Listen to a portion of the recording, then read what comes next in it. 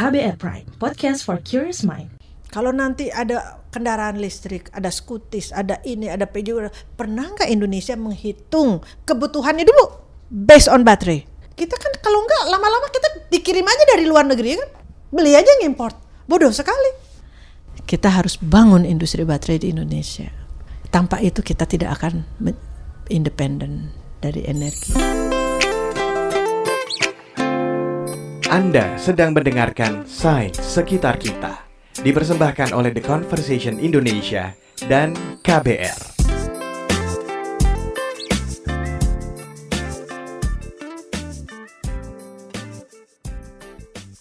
Halo, kita ketemu lagi di Sains Sekitar Kita. Sekarang kita ada di season kedua. Di season kedua ini kita membahas tentang cerita peneliti Indonesia dan berbagai penelitian mereka yang menakjubkan. Seperti biasa juga di setiap episode, saya selalu ditemenin sama Lutfi dari The Conversation Indonesia. Apa kabar Lutfi? Episode kali ini kita mau bahas apa nih? Halo Naomi, gak pakai nanya kabar atau apa, langsung to the point ya kamu ya? Apa kabar gitu? Iya dong, karena aku gak sabar banget belajar hal baru hari ini. Tapi aku kabarnya baik kok, tenang aja, thank you. Kamu apa kabarnya? Baik, sehat-sehat. Jadi, menjawab pertanyaanmu ya, di episode kali ini kita akan membahas tentang apa yo? Tentang apa ya? Tentang goreng. Itu kentang. Lucu sebenarnya, nggak usah ketawa. Oke. Tentang apa dulu, Lutfi? Jadi episode kali ini kita akan membahas tentang mimpi seorang ilmuwan nuklir ya, untuk mengembangkan industri baterai nasional. Wah, industri baterai nasional seru nih. Karena kan ini di masa depan ya, elektrifikasi dan pengembangan energi terbarukan itu kan katanya semakin penting. Dan dunia ini kayak Indonesia juga contohnya cari berbagai cara untuk ngebuat listrik itu semakin hijau, semakin efisien, semakin tahan lama dan seterusnya. Gitu gak sih? Iya benar, upaya revolusi energi ini juga semakin terlihat dalam pengembangan infrastruktur dan transportasi nasional gitu. Misalnya mulai dari penerangan jalan sampai mobil listrik kayak gitu. Nah, aku sempat dengar juga Kemenperin itu katanya nargetin tahun 2025 produksi kendaraan itu katanya 20% mobil listrik. Terus harapannya di 2040 bakal naik jadi 40%. Ambisius juga ya? Ambisius banget, ya benar. Makanya kan untuk mendukung ini kita selama ini tuh sering ngobrol, sering bicara tentang pembangkitan listrik hijau dari tenaga alam kayak gitu kan. Tapi yang sering dilupakan tapi nggak kalah penting adalah mengembangkan teknologi baterai, ya kan, bagaimana membuatnya semakin efisien dan canggih. Karena ini dipakai di banyak banget produk listrik tadi. Nah di episode kali ini kita akan bicara tentang itu, perjuangan mengembangkan industri baterai nasional. But strangely enough ya, cerita kita ini dan ini ceritanya cukup panjang ya. Jadi sabar dulu. Cerita ini nggak bermula dari misalnya suatu studi tentang listrik atau misal kisah seorang pencipta baterai atau apa gitu. Instead, cerita ini dimulai dari mimpi seorang fisikawan nuklir Indonesia yang pada akhirnya mendirikan Institut Riset Baterai Terintegrasi pertama di Indonesia. Dia adalah Profesor Evi Kartini, seorang peneliti di Pusat Sains dan Teknologi Bahan Maju di Batan atau Badan Tenaga Nuklir Nasional. Nama saya itu Evi Kartini. Evi Kartini ini karena saya dilahirkan ini tidak persis pas hari Kartini tapi jam 2 tanggal 22 April tahun 1965. Jadi orang tua saya ingin ada penerus Kartini ya, katanya nama bukan sekadar nama tapi harus ada artinya. Saya sudah bekerja cukup lama di Batan, 30 tahun. Jadi baru ini bulan Agustus saya mendapatkan Satya Lencana Karya Satya 30 tahun dari Presiden Jokowi. Nah, Prof. Evi ini selain salah satu peneliti nuklir paling senior di Batan ya, ternyata beliau ini juga pendiri Institut Riset Baterai Nasional atau NBRI. Kita kan sekarang lagi mau ngebahas tentang industri baterai ya. Aku masih bingung nih, korelasi nuklir sama baterai itu apa ya? Nanti aku jelasin ya, semua akan terang benderang pada waktunya ya. Oke. Tapi gini, sedikit tentang Prof. Evi dulu. Gimana? Beliau ini kan impiannya itu udah ke arah riset nih sejak kecil. Ya selain orangnya dulu itu beliau sangat-sangat curious banget ya waktu kecil. Orang tuanya itu juga peneliti gitu. Dia sering dibawa orang tuanya ketemu berbagai peneliti, termasuk kadang tuh kayak orang-orang ternama kayak misalnya Prof. Emil Salim gitu. Nah fast forward sekian tahun, Prof. Evi muda ini lulus S1 Fisika di ITB dan melanjutkan karirnya langsung menjadi peneliti fisika nuklir di Batan. walaupun hidupnya banyak dikelilingi peneliti ya, mungkin dulu karir di penelitian itu nggak seprospektif sekarang kali ya. Beliau masih ingat dulu waktu di-drop oleh orang tuanya di Batan untuk memulai karirnya pertama kali. Ketika saya selesai S1 dari ITB, itu ketika saya harus memutuskan bekerja, saya ditanya lagi, balik lagi saya ditanya sama orang tua. Jadi orang tua saya jujur aja yang banyak memberikan masukan dan spirit. Ayah saya itu bertanya kepada saya, "Are you sure you want to be researcher?" gitu. 3 kali ayah saya bertanya itu. Ayah dan ibu saya itu sebelum mendrop saya di Batan. Kemudian dia bilang, jadi dia akan memberikan sesuatu yang kamu harus pikir dulu dong gitu. Are you sure? Maybe you cannot buy even your gasoline. Itu ayah saya bilang. Jadi saya harus tahu kalau itu menjadi pilihan saya, gaji peneliti itu kecil sekali. Mungkin beli bensin aja kamu nggak bisa gitu. You cannot afford it to buy a gasoline. Kamu udah pikir itu belum gitu? Wah, keren ya. Menariknya dia ini perempuan, menginspirasi aku banget sih. Walaupun di awalnya kayak dikasih warning gitu, tapi semua tetap digasken gitu sama beliau gitu ya. Kalau menginspirasi berarti habis ini berencana jadi fisikawan nuklir juga, Naomi? Mohon maaf nih, Mas Lutfi dulu gimana? Oh gitu. Gimana? Anyway. Jadi semangatnya beliau ini, yang tadi semangat gas terus itu tadi ya, itu membawanya cukup jauh ya, termasuk pada suatu momen penting dalam karir penelitiannya, yakni sewaktu beliau memulai S3. Saat memasuki studi PhD-nya di TU Berlin, Technische Universität Berlin, aku nggak terlalu jago bahasa Jerman. Prof. Evi belajar suatu spesialisasi dalam ilmu nuklir yang disebut dengan neutron scattering, yang pada akhirnya menjadi fondasi dari berbagai riset beliau tentang teknologi baterai. Aku penasaran deh sama awal mula dari semua yang dilakuin sama Profesor Evi ini. Ceritain dong. Jadi kayak yang tadi aku bilang nih, Prof. Evi itu kan beliau makin dekat dengan cabang ilmu ini ketika beliau memulai studi PhD-nya di TU Berlin kan. Tapi neutron scattering atau penghamburan neutron ini sebenarnya apa sih gitu.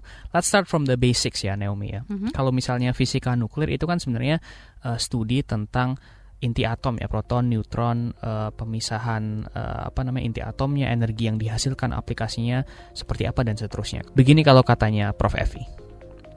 Prosesnya sama. Fission. Ya bukan fusion, fission, pembelahan inti. Ya, kenapa ketika ada high energy particle menumbuk menabrak ini ya, terjadi ini collisionnya, kemudian dia akan menyebarkan ada neutronnya. Ada neutron tentu saja ada gamma-nya. Neutron itu kan netral, ya. Tapi neutron yang dihasilkan dari fission, dia mempunyai energi yang luar biasa. Kalau kita mau jadikan dia menjadi PLTN, sumber nuklir, ya ini salah satunya, itu kemudian kita ambillah thermalnya ini, kita ganti untuk apa? Seperti sama juga, kayak tenaga uap dan sebagainya kan, ya jadi sumber listrik. Tapi energi ini selain bisa dipakai untuk menghasilkan panas untuk pembangkitan listrik misalnya, ternyata dia juga bisa dipakai untuk melakukan suatu hal penting, menguji kualitas material. Prof. Evi menjelaskannya seperti ini. Berarti yang terjadi adalah, misal ada atom terus terjadi penumbukan, nuklirnya meloncat, terus habis itu bersentuhan dengan katakanlah atom dari material yang ingin diuji, ya, mantul, tertangkap sensor, lalu tertangkap detektor. Nah, dari perubahan karakteristik neutron yang kembali itu bisa ketahuan. Oh, ini bisa berarti ketahuan. Entah materialnya strength-nya berapa atau apakah rusak atau apa. Iya, siap. Tadi si neutron yang keluar itu pertama bisa mengukur dinamika. Oke? Dynamic property-nya bisa kita lihat apa energi, ngapain sih dia gitu. Kemudian lihat lagi apa gitu. Kemudian strength-nya mechanical property ya bisa dilihat. Kalau misalnya sesuatu yang material ini sudah kita lakukan stress gitu kan, pressure, yang satunya belum, itu bisa dilihat. Itu kan perubahannya kecil sekali kan. Nah, tapi dengan neutron kan kita bisa lihat dia perubahannya apa. Apapun yang lagi dia, karena thermal juga, karena apa itu properti itu, perubahan yang sekecil apa itu bisa terdeteksi dengan neutron. Oh, rada rumit sih ya, tapi oke lah, mulai kebayang lah arahnya kemana. Coba aku repeat again.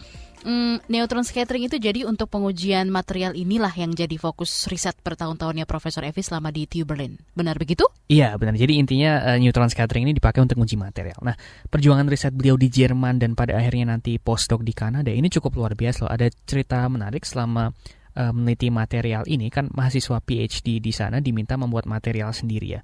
Karena kalau misalnya order biasanya bisa berbulan-bulan, padahal deadline riset itu misalnya sering banget ketat gitu. Nah, Prof. Evi ini satu-satunya di batch beliau yang bisa bikin material kaca sendiri, belajar sendiri, padahal bukan orang kimia gitu. Jadi waktu itu oleh orang-orang di TU Berlin dan di McMaster University Kanada, waktu itu Prof. Evi jadi kayak the go-to person gitu untuk urusan uji material kaca. Bahkan ada beberapa mahasiswa PhD dari Jerman yang itu quit PhD-nya karena nggak bisa ngelakuin apa yang dicapai Prof. Evi tadi, nggak bisa bikin material pengujian sendirinya. Oh, oke. Jadi pengalaman dan ilmu ini tentang neutron scattering, uji material, dan seterusnya gitu ya, itu pada akhirnya dibawa ke Indonesia gitu?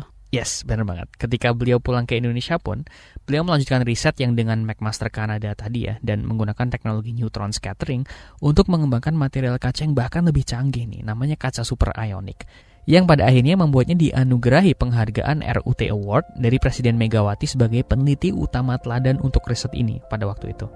Saya pulang ke Indonesia pertama kali itu, kemudian saya pelajari itu bisa didoping. Kan gelas isolator didoping lah dengan bahan-bahan silver dengan ini, sehingga bisa jadi bahan super ionik. Dari yang 1000 kali tuh ioniknya naik ya, konduktivitinya. Kemudian kalau nggak salah tuh saya tahun 2002-2003 tuh saya dapat award dari presiden tuh, dari yang Megawati. RUT itu ya? Itu kan riset saya yang pertama di Indonesia gitu. Jadi kaca super ionic yang disebut sama Prof. Evi ini itu essentially adalah kaca super canggih yang didoping ditambah berbagai macam material tambahan dan punya konektivitas tinggi. Dan ini teman-teman nanti akan tahu kenapa ini penting banget buat industri baterai nasional. Tapi sementara itu kita lanjutkan ceritanya dulu ya. Jadi bertahun-tahun pengalaman riset material ini ditambah dengan keahlian beliau mengembangkan berbagai material canggih dengan teknik neutron scattering, Prof. Evi menyadari nih, riset-riset beliau ini bisa menjadi dasar untuk mengembangkan berbagai material untuk teknologi baterai di Indonesia. Wah, ini makin lama kayaknya makin complicated gitu ya, tapi kayaknya udah mau akhir ceritanya gitu ya. Iya, aku janji sebentar lagi semuanya akan make sense, semuanya akan terang benderang dan hidupmu akan bahagia setelah ini. Aduh, ternyata Lutfi ini juga ilusionis gitu ya. Bisa gitu. Tapi sebelum kita lanjut lagi, aku mau ngingetin ya, jangan lupa untuk dengerin episode Sains Sekitar Kita sebelum ini, karena memang gak kalah kerennya juga. Benar banget, Indonesia punya banyak banget peneliti dan hasil penelitian mereka yang cukup luar biasa ya. Kita cukup harus bangga loh. Dong. Tapi sebelum bangga kita break dulu ya. Tetap di Sains Sekitar Kita season kedua. Anda sedang mendengarkan Sains Sekitar Kita season kedua, dipersembahkan oleh The Conversation Indonesia dan KBR. Kita balik lagi di Sains Sekitar Kita, masih sama Naomi dan Lutfi. Kita lagi ngebahas nih tentang impian dari Profesor Evi Kartini untuk kembangin industri baterai nasional. Yes, Naomi masih semangat dan masih terinspirasi kan ya sejauh ini? Pastinya dong. Tadi kan kita udah cerita panjang ya tentang perjalanan Profesor Evi menggunakan ilmu nuklir untuk ngembangin berbagai material canggih, kayak misalnya material kaca superionik. Tapi kenapa ya material canggih kayak gini tuh penting untuk riset teknologi baterai? Nah ini dia. Untuk menjawab itu kita perlu tahu dulu tentang kondisi baterai lithium ion yang banyak dipakai saat ini pada baterai di berbagai alat elektronik ya, di iPhone, di laptop, di baterai pada umumnya, di kamera dan seterusnya. Jadi baterai yang komersial yang ada sekarang itu harus menggunakan cairan. Karena di antara katoda dan anoda itu ada cairan, harus ada separator supaya tidak short, kemudian ada cairan liquid electrolyte. Separatornya itu terbuat dari plastik polimer. Seberapa kemampuan plastik kalau dipanaskan? 70 derajat, 100 derajat, apa yang terjadi? Meleleh. Ngerti nggak tuh maksudnya? Enggak. Hehe. Jadi cara kerja baterai-baterai yang umum ada sekarang yaitu lithium ion battery itu kan sebenarnya dia punya semacam dua sisi gitu, ada anodanya, ada katodanya, terus habis itu di tengah-tengahnya ada cairan elektrolitnya yang istilahnya kayak nganterin ionnya dari anoda ke katoda, dan pergerakan ion ini yang nanti menghasilin listrik gitu kan. Terus di tengah-tengah cairan elektrolitnya ini juga ada separatornya supaya elektronnya nggak saling nyampur dan nggak saling merusak baterai gitu. Jadi kurang lebih cara kerjanya kayak gitu. Tapi kalau misalnya overheating misalnya baterainya, misalnya kayak waktu ngecas iPhone pakai quick charger yang nggak beres, atau misalnya power bank gitu ya, power bank yang nggak beres atau atau naruh di tempat yang super panas, itu kan ada komponen-komponen di dalam baterai itu, misalnya kayak plastik polimernya yang misalnya bisa meleleh dan rusak, akhirnya mengacaukan liquid elektrolit, mengganggu bolak-baliknya ion dan lain-lain kayak gitu. Nah, ini bisa ngerusak cara kerja baterainya gitu. Jadi solusinya itu adalah menggantikan komponen-komponen yang rawan itu, kayak misalnya plastik polimer tadi, dengan bahan lain yang punya daya hantar yang lebih tinggi gitu, konduktivitas yang lebih tinggi. Nangkep sis?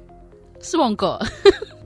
Sekarang kita gimana menggantikan liquid dengan separator menjadi satu bahan padat yang dibuat bisa dari gelas atau dari keramik yang dia mempunyai konduktivitas tinggi, sehingga kita bisa menggantikan dari keramik itu. Gelas itu suhu meltingnya kan 400 derajat.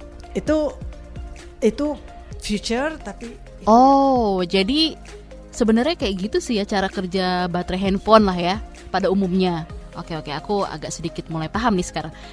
Itu dia kali ya kenapa riset soal advanced material semacam super ionic glass tadi sangat penting juga untuk ngatasin problem dari baterai lithium yang memang ada sekarang. Iya nggak sih? Iya, benar banget. Tapi material penghantar yang solid, tadi kan liquid ya kalau di lithium ion itu, material-material solid yang canggih kayak gini itu di dunia ini juga masih dalam tahap riset dan masih belum masuk mass production. Variasinya pun banyak ya. Misalnya peneliti di Tokyo mengembangkan material konduktor solid yang berbasis sulfur, misalnya kayak gitu. Yang jelas material solid canggih kayak kaca super ionic dan solid state yang berbasis sulfur tadi itu akan punya peran penting di beberapa dekade mendatang gitu. But here's the catch, masalahnya gini. These advanced solid materials ya, itu untuk ngembangin baterai lithium itu susah untuk diuji pakai teknik uji material konvensional gitu. Dan butuh teknologi nuklir seperti teknik neutron scattering tadi misalnya. Kehidupan sehari-hari mereka pakai gadget. Anak-anak paling kayak saya bilang, "You mau nggak bikin ini bikin HP, baterai HP? Mau belajar ke sini kan?" Udah gitu saya bilang, materialnya ada litiumnya kan? Litium itu tidak bisa dilihat sama apapun kecuali dengan neutron, teknik nuklir. So, here's what you wanted to do next. Membangun sebuah fasilitas atau laboratorium sains yang mengembangkan hal ini, mulai dari riset, pengujian nuklir, hingga desain produk, dan melibatkan banyak aktor dari lintas sektor. Atau dalam kata lain, suatu integrated research center. Ketika saya bilang teknik nuklir, neutron adanya dari mana? Dari reaktor. Makanya saya sebut itu Integrated Nuclear Laboratory. Wow, dahsyat banget sih. Jadi untuk kembangin baterai aja ujungnya tuh panjang sampai ke reaktor nuklir gitu. Nah, kalau kita terus ngomongin tentang ambisinya si Profesor Evi, momen apa sih sebenarnya yang kasih titik terang bagi ambisinya si Profesor Evi? Nah, impian Prof. Evi sendiri ini mulai semakin semakin pick up momentum kali ya. Waktu tahun 2012 itu muncul wacana pengembangan Molina, mobil listrik nasional, ingat nggak? Yang membangkitkan diskusi mengenai industri mobil listrik dan baterai di Indonesia. Nah, pada tahun berikutnya beliau diutus ke University of Wollongong di Australia dan studi banding dengan lab baterai di sana. Berbekal the right moment and equipped with her experience dalam riset material, beliau mulai merintis integrated lab ini. Dengan dana dari Ristek Dikti, beliau membangun lab kecil dulu di Batan, pelan-pelan kan. Tapi sembari itu, ia juga berkomunikasi dengan banyak aktor lintas sektor untuk bekerja sama. Bentuknya adalah dalam suatu konsorsium nasional.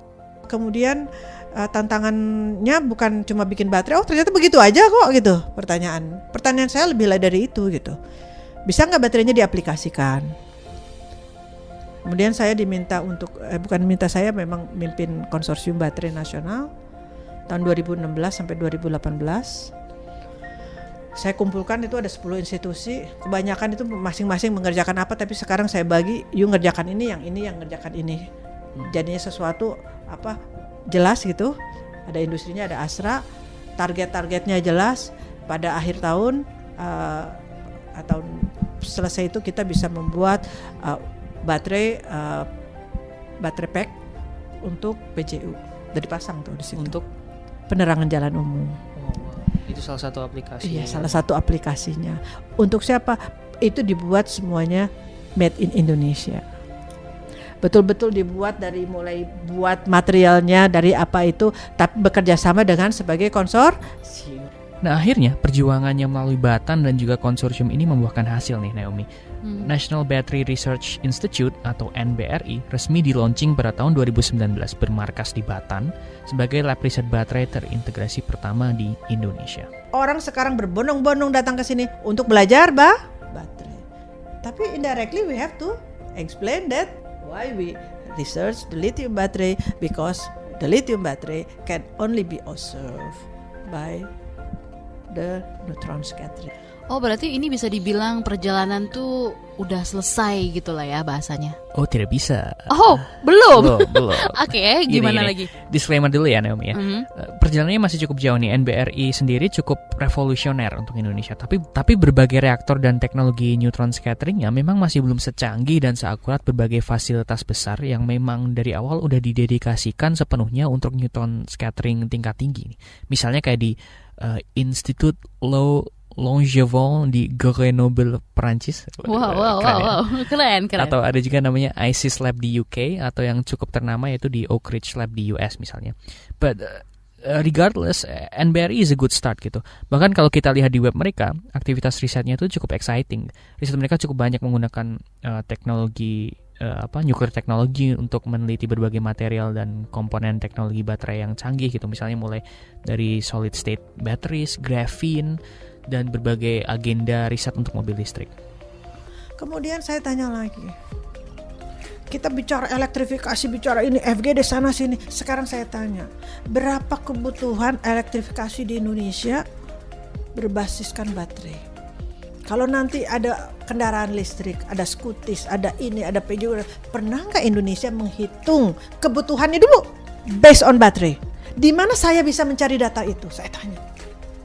Bagaimana kita membangun industri baterai lithium kalau kita sendiri nggak tahu yang gunanya di mana? Atau tidak? Industri siapakah yang menggunakan? Industri siapa yang buat? Kita kan kalau nggak lama-lama kita dikirim aja dari luar negeri kan? Beli aja yang import. Bodoh sekali. Kita harus bangun industri baterai di Indonesia. Tanpa itu kita tidak akan independen dari energi. Wow, keren ini. Independen dari energi.